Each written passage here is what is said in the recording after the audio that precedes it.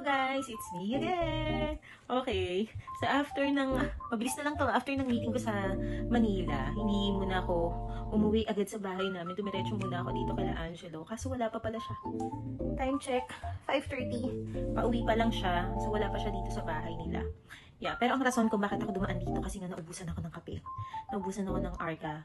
Hindi naman sa nag-iinarte ako, pero kasi hindi talaga ako alam mo yun, hindi ako umiinom masyado ng 3-in-1. Kasi nga, masyadong maraming asukal. Okay naman din sana ang black, lalo sa mga kagaya ko na gustong mag-lose ng weight. Kaso, hindi kaya ng panlasa ko. Pero eto, guys, the best. Okay? Masarap siya. Diba? Hindi kagaya ng ibang barley na natikman ko before na hindi ko mainom. Ito, masarap. Pangalawa, nakakatulong siya sa pag-lose ng weight. Okay? And marami pa siyang benefits na kayang i-provide.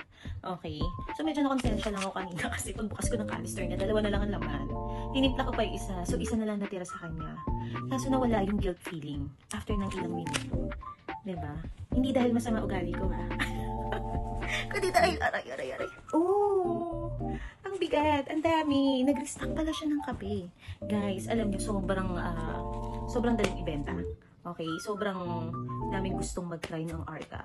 So, ikaw, nakagaya kong gustong magpalus ng weight and at the same time malaman yung other benefits na kayang ibigay ng Arca, message mo lang ako, huwag ka nang mahiya. 'Di ba? Para matulungan kita and mag-guide kita. So, yun lang, ibebenta natin to. Pwedeng inumin, pwedeng ibenta. Nahihirapan lang ako pag-desisyon, pero let's see. Yun lang. Thank you.